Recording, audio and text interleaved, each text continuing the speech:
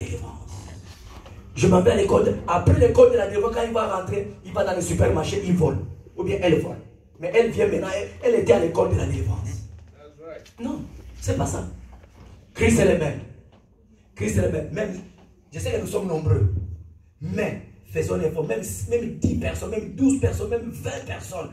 Ces jours-là où quand la trompette va sonner, fais l'effort pour être là. Amen. Ne suis pas la graisse de la terre. Amen. La graisse de la terre est bonne. Juste bien aimé dans le Seigneur. Pour ton corps. Nous avons vu le dimanche passé l'exemple d'Esther. Tu as parlé ça aussi de jeudi. Yes. Regarde, Esther a vu la graisse de la terre qui était à côté. Mais Esther n'avait pas besoin de la graisse de la terre. Or, elles étaient combien? 6. Elles étaient 6. 6 vierges. 6 jeunes filles. 6 belles filles. Comme notre fille Félicia. Alors, la Bible dit qu'elle quittait leur chambre pour aller dans la chambre du roi. Mais en passant, il y avait la rosée de la terre à côté. Oh mon Dieu. La graisse de la terre. La graisse de la terre plutôt. Il y avait la graisse de la terre à côté. Alors, les cinq quand elle passait, quand elle regardait la graisse de la terre, elle prenait la graisse de la terre, allait vers le roi dit, ok, comme tu as pris la graisse de la terre, allez, pas toi, allez, je te chasse. Deuxième, troisième, quatrième, cinquième, écoutez la sixième qui est l'église. La sixième qui est l'image de l'église. Yes. La sixième qui est l'image de l'enlèvement. Yes. Quand la sixième est venue, elle a vu la graisse de la terre. Elle a dit non, je n'ai pas besoin de la graisse de la terre, mais j'ai besoin de la rosée. Amen. Yes. Amen. Je n'ai pas besoin de la graisse, mais j'ai besoin de la rosée. Amen. Parce qu'elle a dit que si j'ai la rosée, j'ai tout. Amen. Si j'ai la rosée, j'ai l'enlèvement. Si j'ai la rosée, j'ai le royaume de Dieu. Si j'ai la rosée, j'ai la bénédiction céleste. Oh my God. Amen. Si j'ai la rosée, je verrai Abraham. Si j'ai la rosée, si Jésus est court, moi aussi je serai court. Si j'ai la rosée, si Jésus est grand, moi aussi je serai grand. Yes. Si j'ai la rosée, comme Jésus est bon, je serai aussi bon. La rosée, bien aimé, chez la rosée, à Christ c'est le même. Donc on est tout en train de sonner la trompette pour chercher les femmes et les hommes qui ont besoin de la rosée. Amen. Et non de la graisse. Amen. Amen. Alléluia. Écoutez, dans la Bible, il y avait toujours Paul, apôtre Paul. Quand il s'est transformé, il y a quelque chose qui s'est passé dans sa vie. Nous allons lire un exemple. Il y a 2 exemples pour finir. Premier exemple. 2 Corinthiens.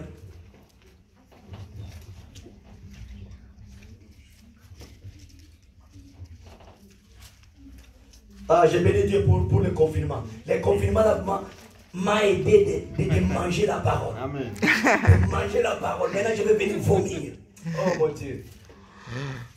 Ah.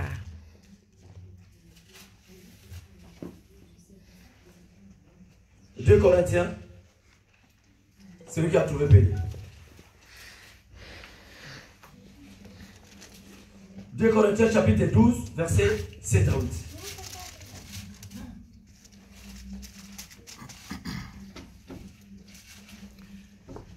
« 2 Corinthiens, chapitre 12, verset 7 à 8. Je lis la parole du Seigneur. Amen. Et pour que je ne sois pas enflé d'orgueil, à cause de l'excellence de ces révélations, il m'a été mis une écharde dans la chair, un ange de Satan pour me souffleter et m'empêcher de m'enorgueillir. 3 fois j'ai prié le Seigneur de l'éloigner de moi. Et il m'a dit, ma grâce te suffit, car ma puissance s'accomplit dans la faiblesse. Alléluia. Je me glorifierai donc bien plus volontiers de mes faiblesses, afin que la puissance de Christ repose sur moi. Amen. Amen. Alléluia. Écoutez, après la transformation, Paul commençait à prêcher la parole avec onction. Commençait à baptiser les gens, à évangéliser, à amener les gens dans le royaume de Dieu. Paul faisait des miracles, des signes et des prodiges. Mais Paul regarde sur son dos Paul regarde sur son nom bien-aimé dans le Seigneur, regardez-moi. Paul avait une bosse. Paul avait une bosse sur son dos. Alors, pour Paul, ça lui dérangeait. Ça lui dérangeait. Je dis, mais comment? Moi, je fais le travail de Dieu comme ça. Et j'ai encore des bosses derrière moi. Ça lui dérangeait, ça lui empêchait de bien faire le travail de Dieu. Un jour, il dit, non, non, non. Je dois aller voir le Seigneur. Il dit, Père, je ne comprends pas. Je fais ton travail. Je délivre les gens. Je prie pour les gens. Les gens, c'est les boîtes de marde, les aveugles voient. Mais moi, j'ai cette bosse. Papa, est-ce que tu ne peux pas m'enlever cette bosse? Oh mon Dieu. Dieu descend. Alléluia. Dieu descend.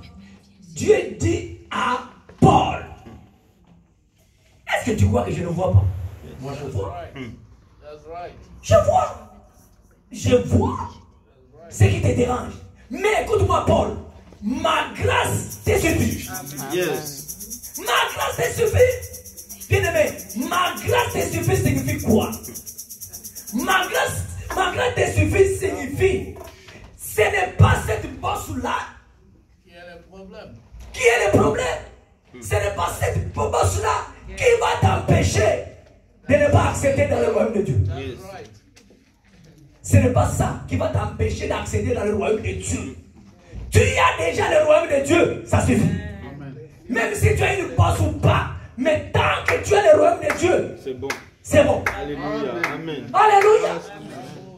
Mais Paul, avec l'onction qu'il avait, Paul voulait aller chercher la délivrance physique.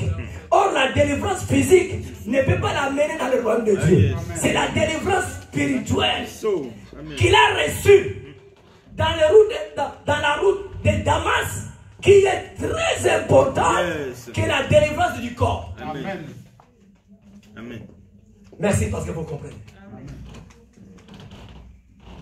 Alléluia. Amen. Ça peut t'arriver aussi. Seigneur, je suis à l'église. Je suis maman Marlène chaque matin.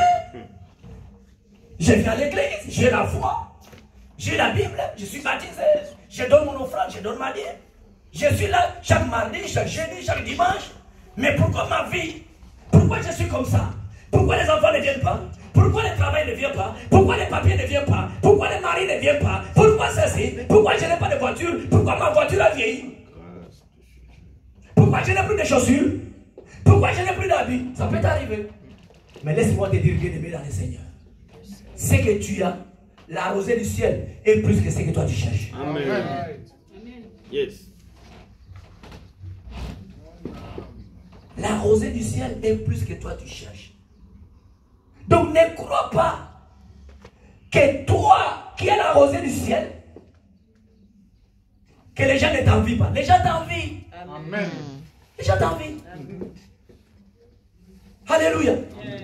La Bible dit, deux personnes seront dans le même lit. L'un sera enlevé et l'autre va rester. Vous savez, l'autre là est resté. L'autre là, la Bible dit que l'autre,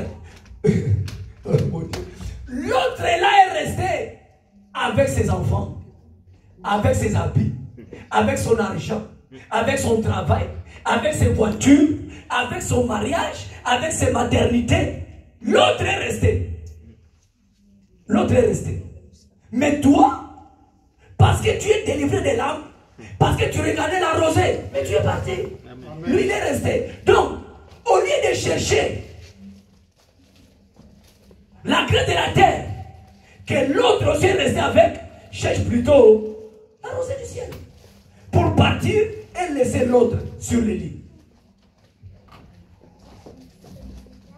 Ah mon Dieu. Alléluia. Ça c'est notre premier exemple. Pour montrer à l'église que nous avons besoin de la délivrance de l'âme et non la délivrance de la graisse de la terre.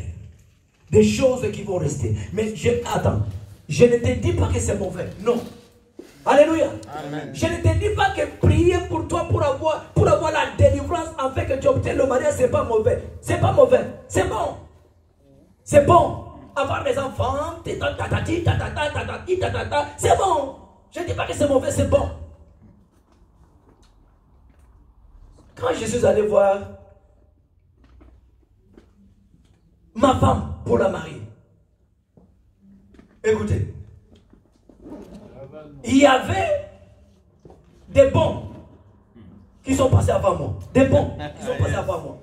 Des bons, maisons, voitures, nationalité française. Des bons sont passés. Là, on peut parler en langue. Alléluia. Il y avait des bons. Mais moi, à ce temps-là, je n'avais pas de maison.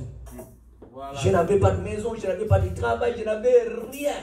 Mais la différence qui était entre ceux qui avaient des papiers, ceux qui avaient des maisons, qui avaient des voitures, c'est quoi? Moi, j'étais le meilleur, mais eux, c'était les bons. Amen. Ouais. Moi, j'étais le meilleur, mais eux, c'était les bons. Amen. Donc, la délivrance de la grâce de la terre, c'est bon. Mais il faut chercher quoi? Le meilleur. Qui est la délivrance de l'âme, qui va te donner accès au royaume des cieux. Amen. Au royaume des cieux. Amen. À l'enlèvement. Amen. En tout cas, j'ai béni Dieu. Depuis qu'on a ouvert la porte là, quand on vient ici, j'ai remarqué vraiment que nous sommes unis. Les mardis quand on vient, on est unis. Les jeudis quand on vient, on est unis. Les dimanches, vous voyez, l'onction coule. Je suis très content. Je suis très content. Alléluia. Amen. Il y avait un pasteur qui a dit, c'est bon d'avoir beaucoup de monde à l'église. Mais c'est bien d'avoir peu de gens qui comprennent et qui mettent cette parole en application. Très important. Ça, c'est notre premier exemple. Le deuxième exemple. Notre deuxième exemple.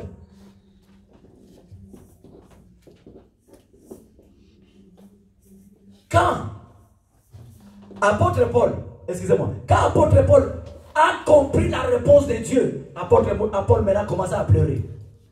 Tu vois? Quand il a compris que ce que Dieu a fait dans sa vie est plus important que ce que lui cherche. Amen. Apôtre Paul a fait quoi? Il a pleuré. Il a dit, je ne savais pas. C'est comme nous aussi ce matin. Ceux qui sont touchés par le Saint-Esprit, ils peuvent regretter. Dire, ah bon, moi j'ai cherché la délivrance là, or que c'est cette délivrance. Apôtre Paul a regretté, il a pleuré même. Nous allons voir ces pleurs. Regardons le pleur d'apôtre Paul. Romains chapitre 7, verset 14 à 24. Quand il a compris, quand Dieu l'a blâmé, il a pleuré. Romains chapitre 7. Verset 14 à 24.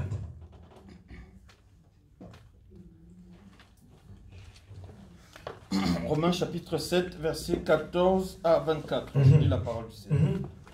Nous savons en effet que la loi est spirituelle. Yes. Mais moi, je suis charnel, vendu au péché. Écoute, mais moi, Paul, je suis charnel. Pourquoi? Parce que je suis allé voir Dieu pour que Dieu me délivre de quoi? De mon échappe. Parce que j'étais charnel. Donc là, il commence à reconnaître son mal. Il commence à reconnaître son péché d'incrédulité. Il commence à regretter. Je suis charnel. Vas-y, papa. Car je ne sais pas ce que je fais. Je ne sais pas ce que je fais. Je ne sais pas. Pardon. Je ne sais pas ce que je fais. Non, je ne sais pas ce que je fais. Attends. Je ne sais pas ce que je fais. J'étais bien. J'ai fait mon travail. Dieu est avec moi, je délivre les gens sont délivrés à cause de cet échelle. Je ne sais pas ce que je fais. Pourquoi je suis allé voir Dieu? Vas-y, papa. Je ne fais point ce que je veux, et je fais ce que je hais. Je ne fais point ce que je veux. Oh, c'est fort ça. Je ne fais point ce que je veux. Vas-y. Or, si je fais ce que je ne veux pas, je reconnais par là que la loi est bonne. Que la loi est bonne. Et maintenant, ce n'est plus moi qui le fais, mais c'est le péché qui habite en moi. C'est le péché. Voilà, il commence à reconnaître son péché. C'est le péché qui habite en lui, qui lui a poussé d'aller faire quoi? D'aller voir Dieu, de blâmer Dieu. Pourquoi tu m'as laissé dans cet état? Je veux la délivrance. Or, il a été déjà délivré spirituellement. Or, la rosée était déjà sur lui. Mais lui, il voulait encore aller voir Dieu parce qu'il n'était pas sûr qu'il était délivré. Oh. Amen. Nous comprenons la parole. Étudions la parole. Vas-y. Ce qui est bon, je le sais, n'habite pas en moi, c'est-à-dire dans ma chair. Écoute, ce qui est bon, je le sais, n'habite pas à moi. Donc lui ne savait pas que la rosée du ciel, quelle que soit son infirmité, il avait déjà accès au royaume de Dieu. Il ne savait pas. Il commence à regretter que je ne savais pas que ce qui est bon, je le sais, n'habite pas à moi. Donc il ne savait pas que la rosée du ciel, que la délivrance de l'âme, que le royaume de Dieu était depuis en lui. Il ne savait pas. Il commence à regretter. Vas-y. J'ai la volonté, mais non le pouvoir de faire le bien. Car je ne fais pas le bien que je veux, et je fais le mal que je ne veux pas. Yao. Et si je fais ce que je ne veux pas, ce n'est plus moi qui le fais, c'est le péché qui habite en moi. C'est le péché. Voilà, il a reconnu son péché. Vas-y. Je trouve donc en moi cette loi. Quand je veux faire le bien, le mal est attaché à moi. Car je prends plaisir à la loi de Dieu selon l'homme intérieur. Mais je vois dans mes membres une autre loi qui lutte contre la loi de mon entendement et qui me rend captif de la loi du péché qui est dans mes membres. Amen. Misérable que je suis, qui me délivrera du corps de cette mort? Yes. Amen. Peuple de Dieu, je vais finir par là. Paul maintenant cherche la vraie délivrance. Paul maintenant cherche la vraie délivrance et non celle de son écharpe. Et non celle de son écharpe. Paul est parti voir Dieu pour la délivrance de son écharpe. Mais alors quand il a compris, et maintenant il ne cherche plus la délivrance de son écharpe, il commence à chercher maintenant la délivrance de ses péchés. Amen. Bien aimé, nous devons chercher la délivrance de nos péchés. Pour accéder à l'enlèvement. Tu ne peux pas être enlevé si tu n'es pas délivré de tes péchés. Yes. Alléluia. Amen. Alors ce matin, la question que le Saint-Esprit me pose, moi qui crie et qui transpire. La question que le Saint-Esprit te pose, toi qui écoutes et qui écris. Quelle délivrance cherches-tu? Quelle délivrance cherches-tu? La délivrance que les gens te demandent, viens, je vais te délivrer. Bien aimé, personne ne peut te délivrer. Écoutez-moi bien. Quand vous lisez dans le livre d'Exode chapitre 3, verset 10, vous allez voir, Dieu a envoyé Moïse auprès de Pharaon. Dieu a dit, va dire à Pharaon que moi, Dieu, je vais délivrer mon peuple de l'Égypte. Et quand Moïse est parti là-bas, Moïse a dit que Dieu m'a dit de venir te dire de délivrer son peuple. Donc, un pasteur ne peut pas te délivrer. C'est Dieu qui délivre, c'est la parole de Dieu. Mais Dieu va utiliser juste l'homme de Dieu. Dieu va utiliser, non va passer seulement par l'homme de Dieu pour pouvoir te délivrer. Amen. Alléluia. Église de réveillon. Église de réveillon. Alléluia. Amen. Cherche d'abord la délivrance pour le royaume. Après le royaume de la Grèce, de la terre, va te donner tout. Si tu n'es pas délivré, tu n'entreras pas au ciel. Mais oui, bien aimé. Si tu n'es pas délivré, tu ne vas pas entrer au ciel. Mais quelle délivrance? Délivrance de l'âme, délivrance du péché. Si tu es délivré de la délivrance du péché, tu vas entrer au ciel. Mais si tu es délivré seulement de la délivrance du corps, et que la délivrance du péché, tu n'es pas délivré, tu ne vas pas aller au ciel. Amen. Alléluia. Amen. Les deux dimensions de la délivrance sont la délivrance de l'âme qui donne accès à l'enlèvement et la délivrance exorcisme qui n'a rien à voir, oh mon Dieu, qui n'a rien à voir avec l'enlèvement. Sois béni, sois délivré, sois délivré, sois délivré, sors au nom de Jésus, esprit impur, sors. Ça n'a rien à voir avec l'enlèvement. Amen. Ça n'a rien à voir. Ça c'est loin même de l'enlèvement. Mais si toi-même tu prends la décision, tu es délivré du péché, waouh, l'enlèvement va te dire bonne arrivée. Aujourd'hui, nous clôturons avec l'enlèvement. Si l'enlèvement ne vient pas, En tout cas. si l'enlèvement n'est pas là, la semaine prochaine, mardi, jeudi, nous allons commencer avec les signes qui précèdent le retour glorieux de Jésus. En cela, nous allons voir les deux ouans, Gog et Magog, la guerre d'Armageddon. Nous allons voir la grande tribulation, les milléniums. Bien aimé, nous allons étudier. Donc je t'encourage d'être là. Parce que après l'enlèvement, bien aimé dans le Seigneur, il y aura la grande tribulation. Et la marque de la bête va imposer le graissement des dents. Il va régner pendant 7 ans. Et nous aussi pendant 7 ans, nous serons au ciel avec Jésus. Amen. Alléluia. Amen. Après cela, il y aura maintenant la préparation. Il y aura la préparation, la grande tribulation, la marque de la bête, et ça va nous rester 75 jours pour préparer le retour de Jésus. Nous allons étudier tout cela. Que Dieu nous donne la bonne santé. Que Dieu nous préserve de la mort. Pour que le peuple de Dieu puisse être enseigné, puisse manger l'agneau. Parce que c'est quand Moïse a amené l'agneau en Égypte, l'agneau a délivré l'âme des enfants d'Israël qui étaient en Égypte. C'est pourquoi ils sont sortis de l'Égypte. Alléluia. Amen. Alors, il y a notre deuxième exemple. S'il n'y a pas l'enlèvement, nous allons voir ça le mardi ou bien le jeudi dans le livre de Luc chapitre 13, verset 10 à 17. Notez, nous allons voir ça le mardi ou bien le jeudi si l'enlèvement n'aura pas lieu. Je t'encourage, bien-aimé dans le Seigneur, d'acheter un cahier, un stylo, la Bible, de venir à l'église. Viens le mardi, viens le jeudi, nous allons étudier la parole. Parce que cette parole, c'est l'agneau. La parole. Luc combien? Luc chapitre 13, verset 10 à 17. Merci. Cette parole que nous étudions, c'est l'agneau que les enfants d'Israël ont mangé en Égypte. Cette parole que nous étudions, c'est Jésus lui-même. L'enseignement, c'est Jésus. La parole, c'est Jésus. La révélation, c'est Jésus. Alléluia. Amen. La rosée du ciel, c'est Jésus. Amen. Oh my God. La rosée du ciel, c'est Jésus. La rosée du ciel, c'est l'agneau. Amen. Amen. Amen. Acclamons le Seigneur. Yes. Acclamons le Seigneur.